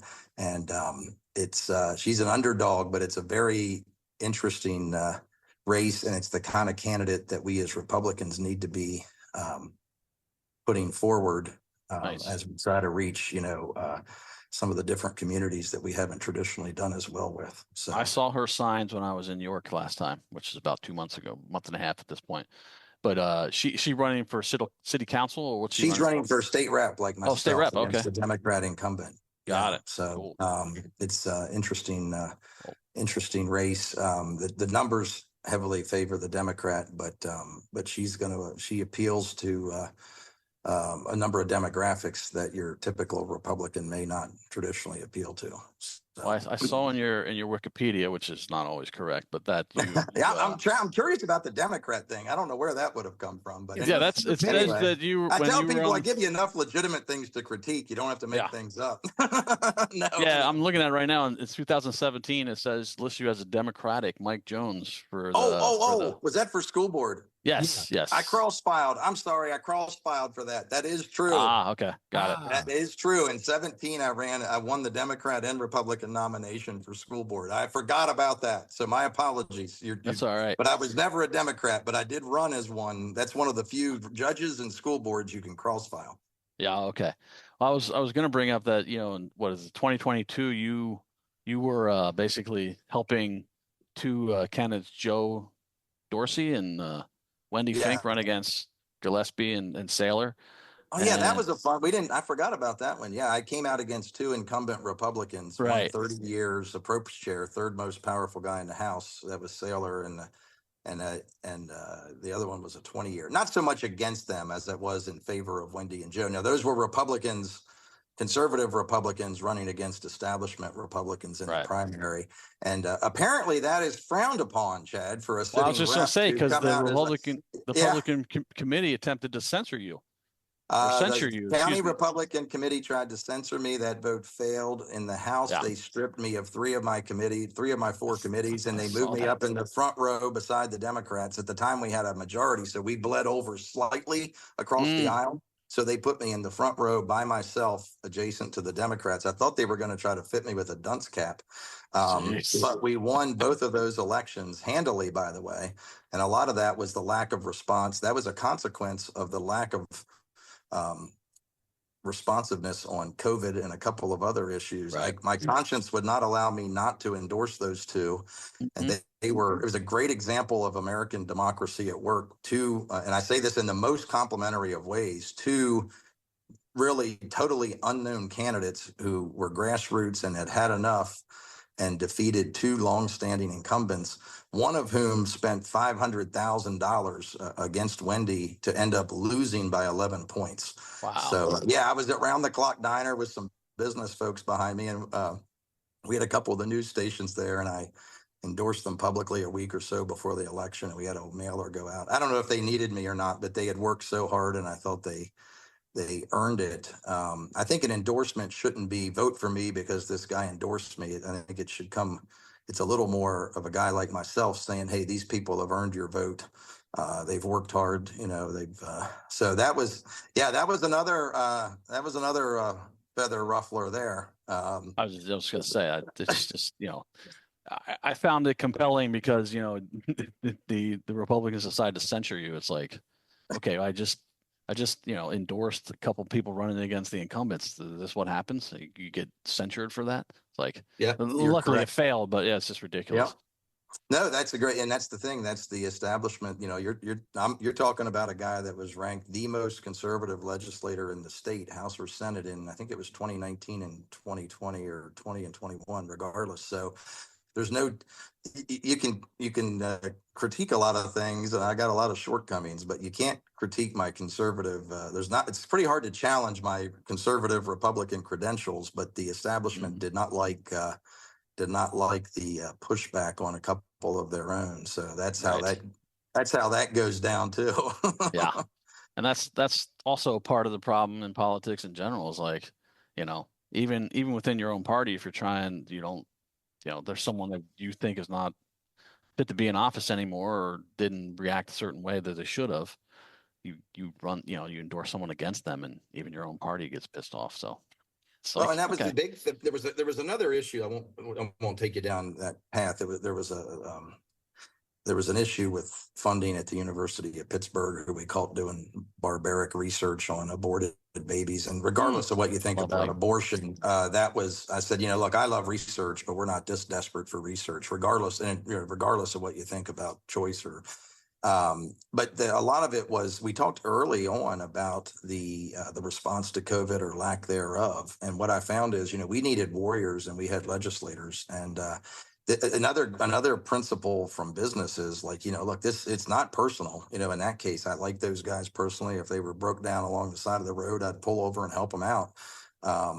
But, you campaigned on some things. I didn't see the follow through, and it's business, man. I got to call it like I see it, Yeah. And these other people earned the endorsement, in my opinion, and they've both been doing a great job up here. That's awesome. I think Chad. Luckily, they won, or it would have been real miserable for me. Yeah, it'd been even worse. Yeah. It's just refreshing to see that we have politicians in there going against the establishment and going for the people, because we see a lot of it going the other way a lot of times. So it's really, we got to applaud you, and we need more people like you in the political arena.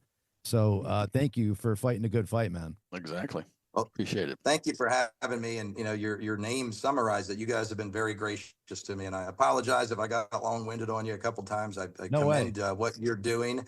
I gotta put, Chad and I talked a couple weeks ago, but I'm a big Rush fan, and we were talking a little bit about, I know I have no musical ability at all, but we were talking a little bit about Neil Peart, and I had to get who I think's the greatest drummer ever, but we were talking, Neil gave a shout out in Rolling Stone to Chad saying how much he loved his drumming, and I certainly love the music you guys put out. So it's an honor for me to be here too. And cool. I love seeing guys from York. You guys went a long way in putting us on the map. So certainly music. So we appreciate that. Well, we got a little heat for shit town, but hey, what do you do? Yeah, I thought maybe you could have cut that one off the album. Well, we always would tell, like, in interviews and stuff. You got to be authentic.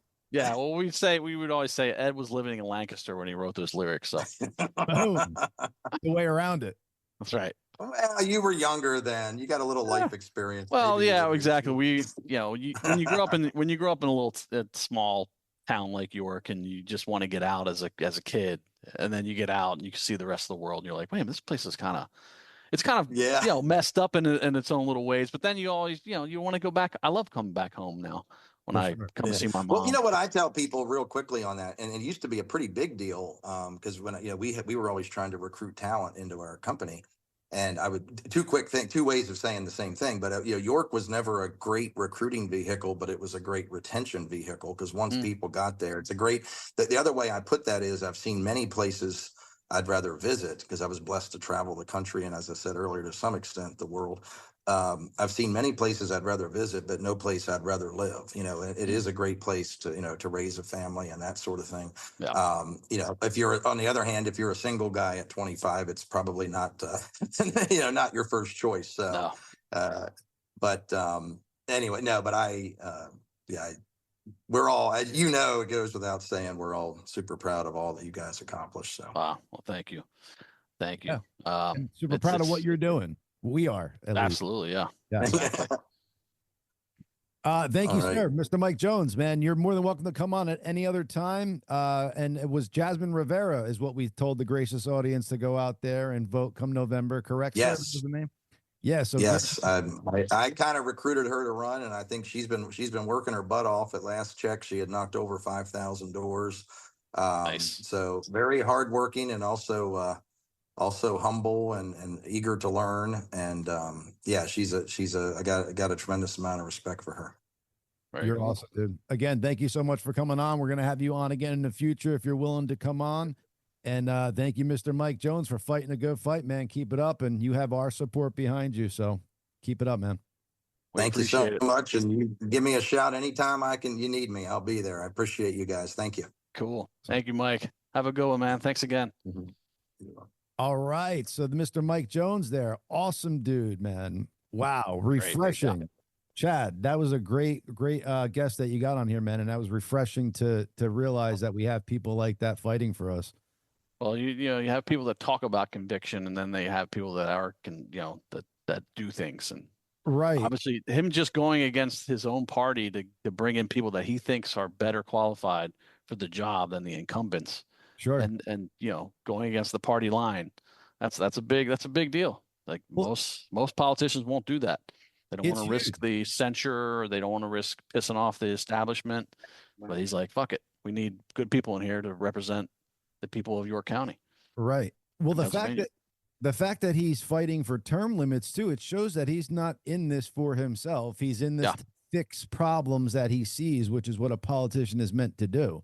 Yeah. So it's that right there, that first thing that he tried to do when going into office shows like where his morals lie and like why he's doing this job.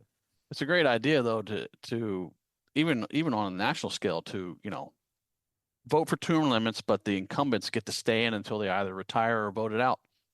I mean, I don't know who would vote against that.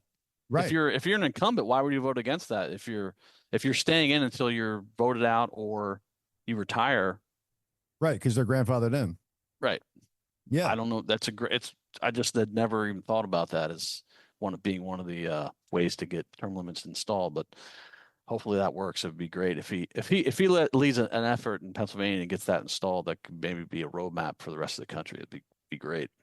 100%. I guess the reason why you would fight that is because you want to die in that office and then have that seat passed down to whatever other puppet you could put in there, right? Have them go forever with no term. It's like, so an evil thing and a selfish thing to do is why you would go against it.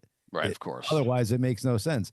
It's just crazy that I think that's what a lot of people are lacking is the common sense portion of intelligence, where they have all book smarts and stuff like that, but they can't look at stuff commonsensically, if that's a word, and lay it out there.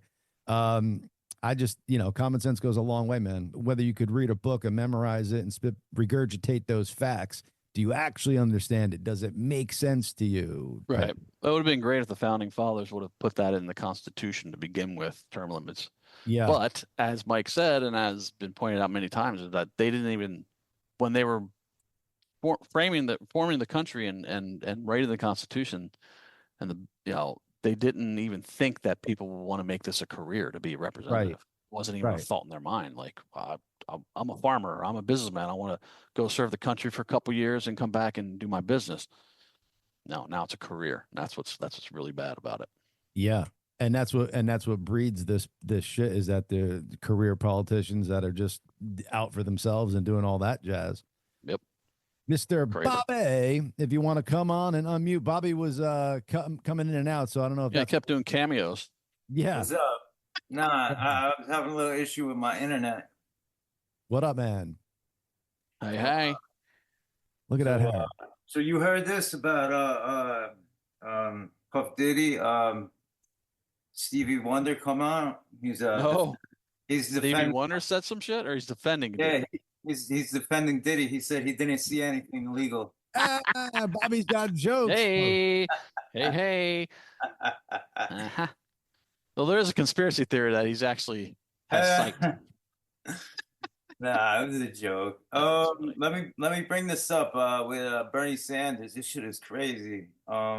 Is it what I was talking about, Bobby? About where that lady said that she was Yep. Yeah, man. This is a gracious audience out there. Wait till you get a hold of this, because this is insane. What we're about to show you. And if this is the way stuff went down, like Chad was saying, it opens up a whole slew of things that we need to be focused on. Yeah, it just shows you it's crazy. The basement to be violated. While I was being raped, a man was dragged downstairs and was told to rape a boy that was bent over in front of him, or they would kill the man and his family, who were lined up along a wall where there was also a man behind a camera on a tripod. Someone else came up to him and told him, if you don't do it, they will kill your family, and nothing can undo that. But if you do it, it'll be fine, because that boy is used to it and no one has to die. My God. To date, that's the hardest I've ever seen a grown man cry. That man is currently sitting in Congress. There is a system of bribery and blackmail controlling the upper echelons of society. The question is, if someone did the deed with a smile on their face because they knew their fortunes would improve, or if they did it with a tear in their eye because they didn't want to hurt the child. Exactly. The only way we'll be able to expose it is if the blackmailed and the children come together to name those who forced us. And it went crazy. As soon as people saw this, I mean, you can see right here. So just so folks are aware what that was. So that was a lady who was on Epstein's Island that witnessed this firsthand. And she was giving her account of what she saw firsthand. So, and she was speaking about Bernie Sanders. I was going to say, did she mention his name in that interview, or how do we know it's Bernie Sanders? Yeah, it says it. It says it at the top. It said, if you didn't see it, it says it at the top. Well, I saw that at the top, but like, did she mention his name? Does she say his name?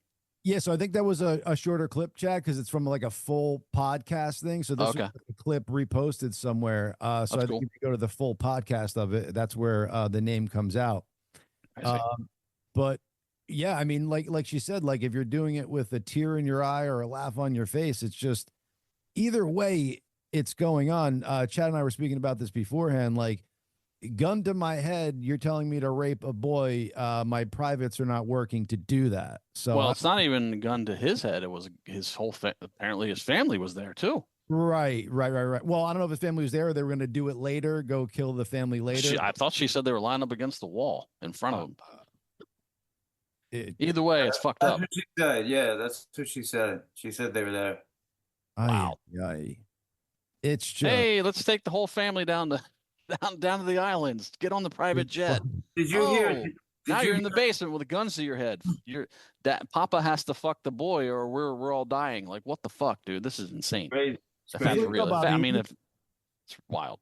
Sorry, Chad, because this is directed toward you, Chad. So it's like, let's just say you were there, family there, right? You're forced to do this, and you do it because you don't want your family dead, and they figure out a way to fucking get your shit to do it.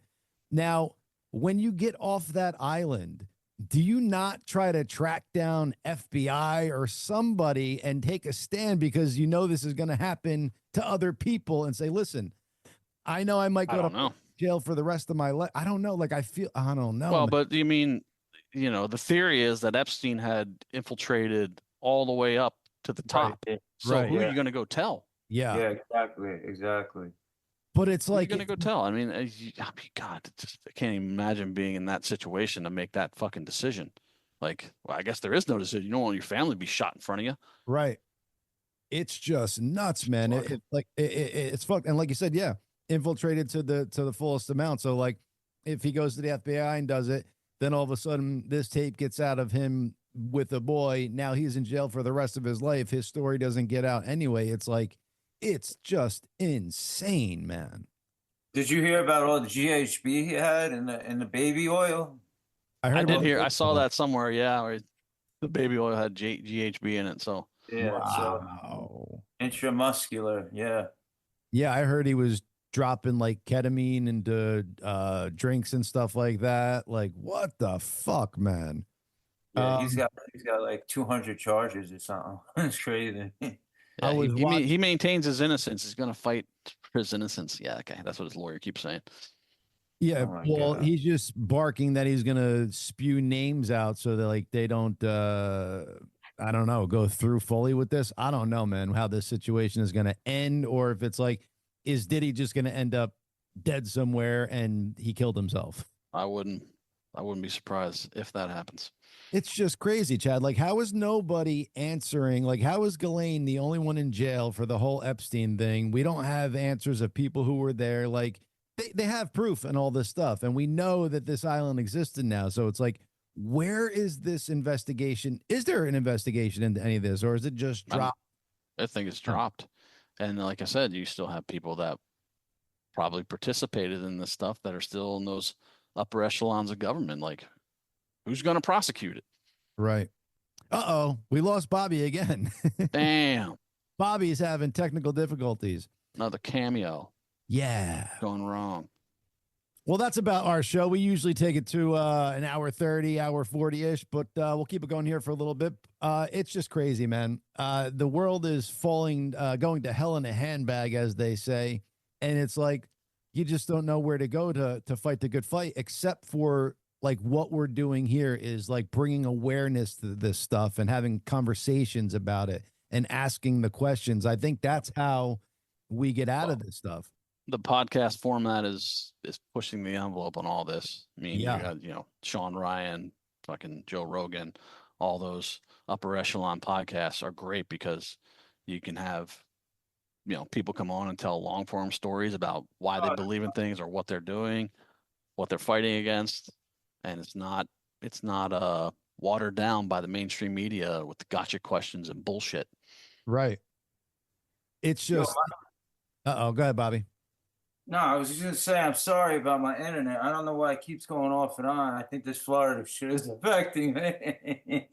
Already?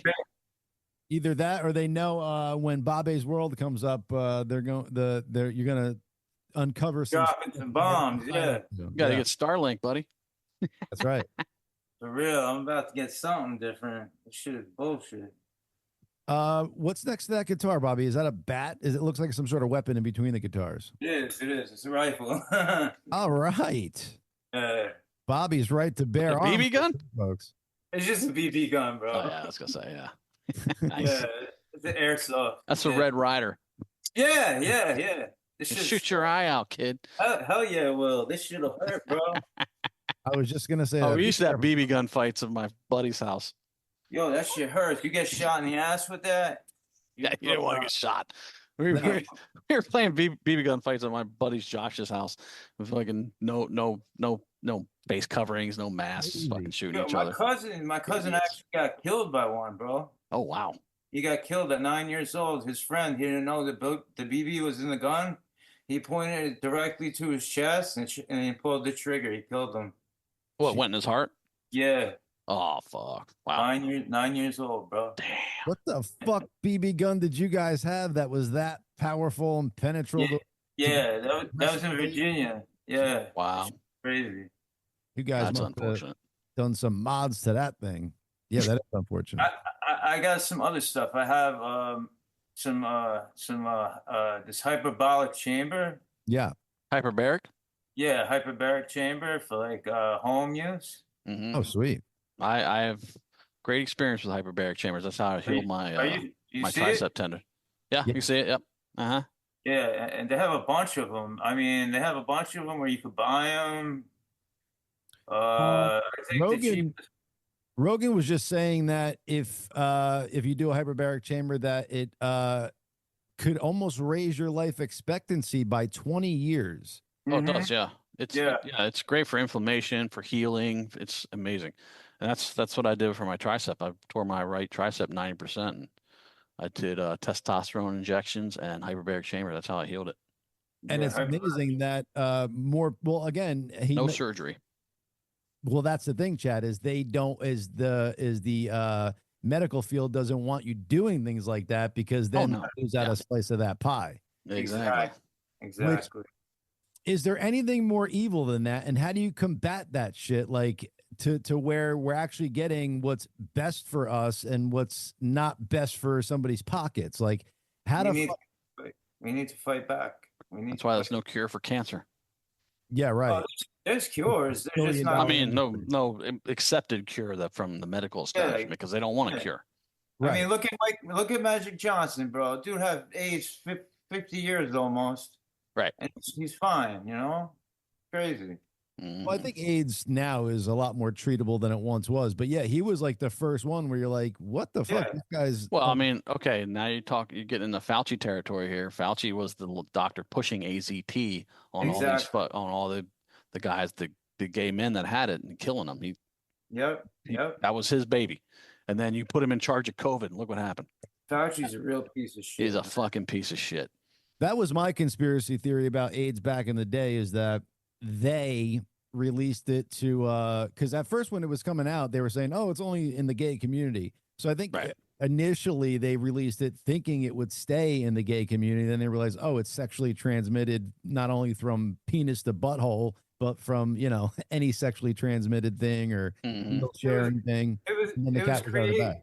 It was created to get rid of the undesirables. That's you right. know, The deplorable. the drug addicts, the homos, Yeah. Yep. the unnamed. I'm not gonna name it. And then they realized that also hetero people were just as promiscuous and fucking without condoms as gay people and drug addicts and all that shit. And they're like, oh, There's you know the comedian Jimmy Carr. He's a English guy, yeah, British comedian. Yeah. There's a clip going around where they're at some kind of forum. There's a bunch of comedians sitting around. And one guy asked him, he's like, "What's the most tasteless joke you've ever written?" He's like, I hope I get this right. If only there were more mosquito nets in Africa, there would be way less mosquitoes dying of AIDS. Ah, Yo, that's I was wrong. like, that's fucked up. yeah, it's fucked up, right? Because they're biting all the people with AIDS and sharing it with each other and all that jazz. Or That is getting the AIDS from the people. Anyway, Yeah. Isn't it crazy how this storm is named Milton, and then the writer, like the English writer, Milton Berle? his name is also Milton. He wrote Paradise Lost. that's wild. It's Well, just crazy how things work out. Like it's like a Mhm. simulation. Hurricane Sandy was also my mother's name too. Do you have a conspiracy with that, Bobby? It devastated New Jersey. And she's from Jersey. Right. Yeah, but I mean, they just, you know, I don't know how they go in alphabetical order for all these storms, and then they pick lists years in advance for every year. So I found out it is a crazy coincidence. I found out that my grandfather, he got a letter from Ronald Reagan signed from the White House. It's my aunt is sending it to me right now. Sweet. It's in the mail. Yeah. What was that for? I was just gonna say, for he was in World War II and he was in Korean War. Oh, cool. Yeah. Recognize his service. That's awesome. And yeah, I believe both my grandfathers were. Was this the one that was a Freemason, Bobby? No, my other grandfather was a Freemason. My Greek grandfather, he was Masonic. Yeah, my mom's father, my grandpa, on my mom's side, he landed in Sicily and his whole unit got wiped out except for him. He was the only survivor. Wow. Wow, dude. Could you imagine? Bobby and I just had a friend. I'm not going to mention his name, but he lost his life to suicide, and he was you know, tours in Iraq and Afghanistan and stuff like that. And this is what's crazy about this, Chad, is that he was the last person from his platoon or whatever the hell it is to be alive that either died over there or came back and then committed suicide. Jesus Christ. Wow. It just shows, Chad, like how crazy is this that we have no course of action for these people who go over there, fight for us and get this PTSD, and then they come back here and there's nothing for them to go through therapy and stuff for the stuff that they've seen, and they're losing their lives like that to suicide because they've seen things and did things that, you know. Another reason Trump needs to win and Elon needs to come in and be the government accountability office. He can help clean up the fucking VA too. Yeah, man. It's horrible. Yeah. And then you can start directing funds to our veterans instead of the friggin' illegals. Yeah. Yeah, it's insane. It is. All this money going to these other countries, and they can't even help these countries that are flooded out. And then you got Kamala I don't know when she made this comment, but she says, I know the law. And immigrants coming into this country crossing the border is not a crime. Okay. She said they didn't break a law. It's like, yeah, they did. What are you talking about? You're a lawyer. You should know better. You came into this country by crossing a border illegally. It's exactly illegal to cross a border of a country without showing a passport and coming in. And, you know, we can't go to Mexico and cross the border. That's illegal. We need to get put in jail in Mexico. Good luck. Yeah. You need to go. Right. I just can't believe that she speaks that way. And when she says things like that, Chad, it gives people that are thinking of crossing the border a pass to do it because of course, Vice President saying it's not illegal. Yeah. It's not illegal. That's not a crime. Might as well swing through. And then whoever she said that to, why didn't they push back on her and goes, yeah, that is actually a crime. Yeah, it just shows you the law. collusion between the media, between the Democrats. It's insane. It really is.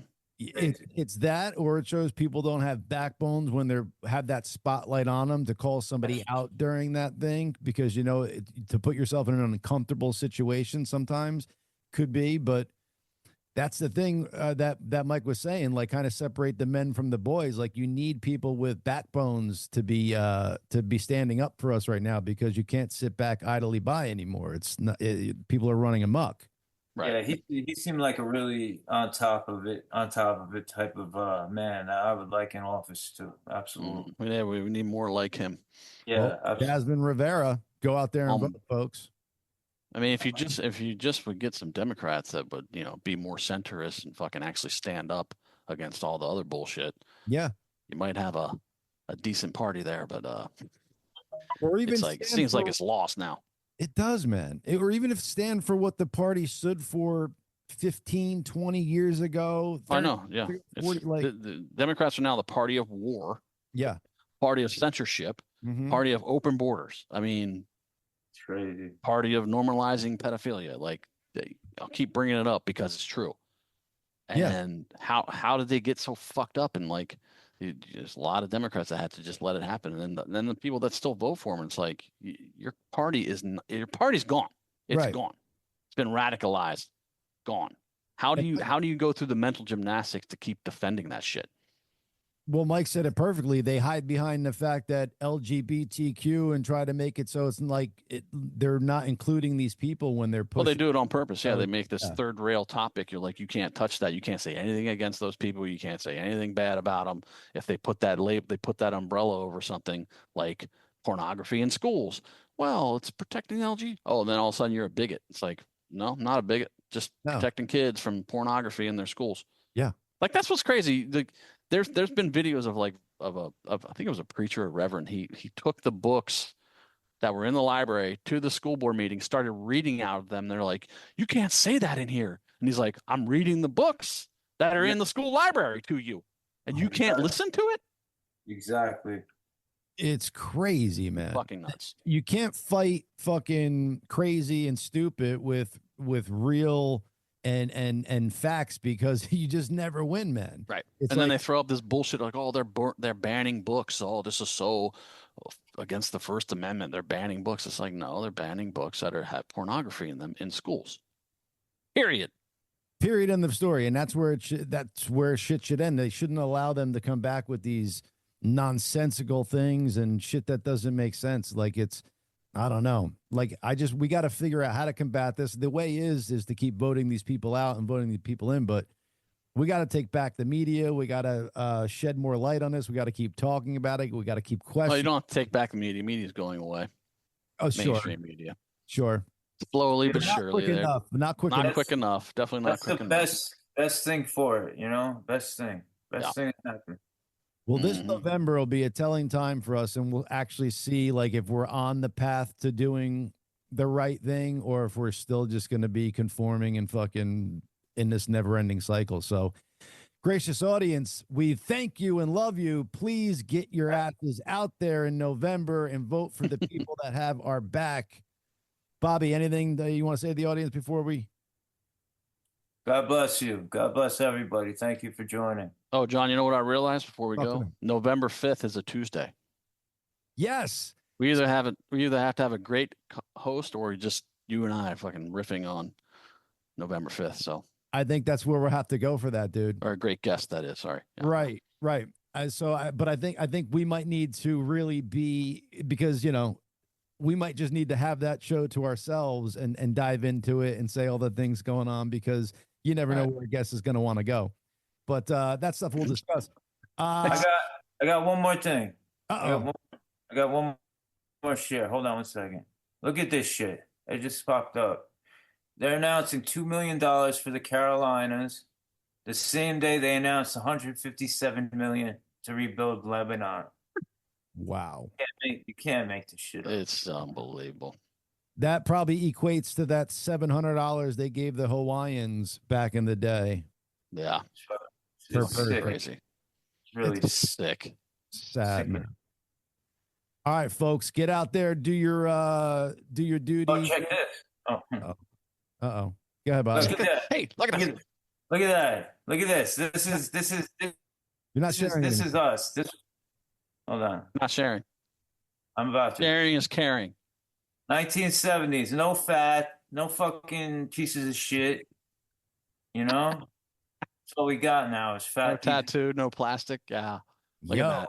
And That's look amazing. at those ladies. Hello. Hey, ladies. Sexy as hell, bro. Absolutely. Not caked with makeup. Have you seen some of these videos where they show these, for lack of a better word, ugly women that put on this makeup, and you're like, what the fuck just happened? Have you seen any of these videos? I've kind of seen it in real life, but no, I know like shit that they could do. They could with the airbrush makeup and shit like that, where they can make you look totally different. They used to do these a few years ago, but makeup now is like fucking nuts. It's so caked on and like thick. Yeah. And these videos, there's these women, they're like, some of them have no teeth and they just look just not great. I don't want to be mean. Right. Then they do this makeup and you're like, holy shit, she kind of looks hot, but we know what she looked like before that. Ugh. It's like the what was that show The Swan. The Swan, they would take like ugly women and they do all kinds of plastic surgeries to them and stuff and right. make them look good. And then I think one of the contestants, it might have been in Korea, I believe. I'm trying to remember the story, but one of the contestants ended up suing the woman because they had a kid and the kid was ugly. And then he found out that she His was parents were ugly. on this show and got all these surgeries and shit to make herself look good. And she was like, not very good looking to start. I was going to say, did she not realize that the surgery doesn't get passed down through the DNA, but her Exactly. genes No, does? guess Oh my not. God. Anyway. There's that incompetence that we're talking about. Mhm. All right, Gracious audience, thank you so much. Get out there and vote. We love you. Thank you for coming on this journey. We got a lot of cool stuff coming up for you. We shall see you next week. We got an Instagram show coming up that I might be doing from my computer and not my phone. That's a whole nother story we have to get into on this show. But I don't want to get into it now because I'm ready to fucking murder people over it. Anywho, we love you guys. Thank you so much. Peace. Peace. Later, people. Thank you.